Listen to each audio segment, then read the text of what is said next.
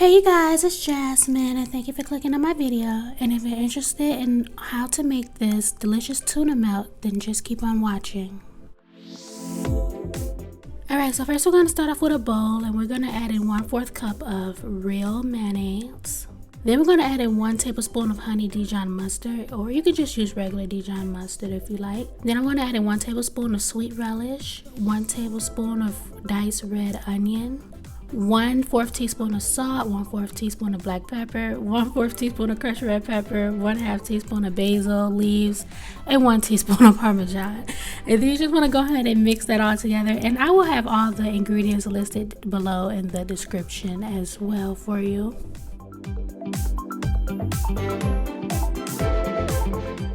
Alright, now we're going to add in 10 ounces of drained canned tuna.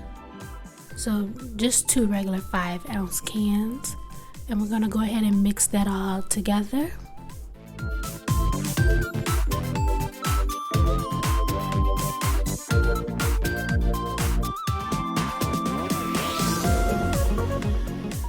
Alright, now we're gonna set that tuna to the side, and we want to make sure we have 4 sliced tomatoes. And go ahead and get your cutting board.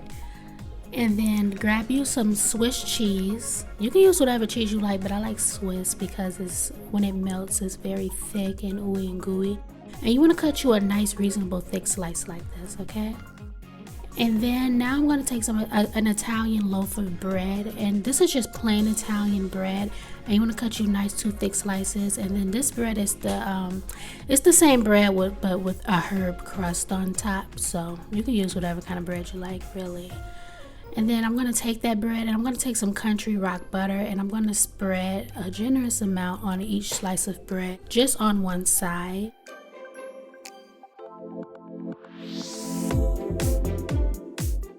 Alright, so now we're going to place that bread into our skillet, the butter side down, and we have our skillet on 300 degrees Fahrenheit. We're going to place our cheese and tomato on top, and then our tuna. You can put it on there in any order that you like. It really doesn't make a difference as long as it all makes it on there. And you want to add half of the tuna mix onto there. So we have enough tuna for 2 sandwiches, guys.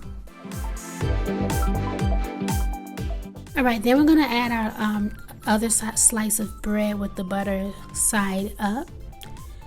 And then we're going to cook that for 5 minutes. And then we're going to flip it and cook it for another 5 minutes.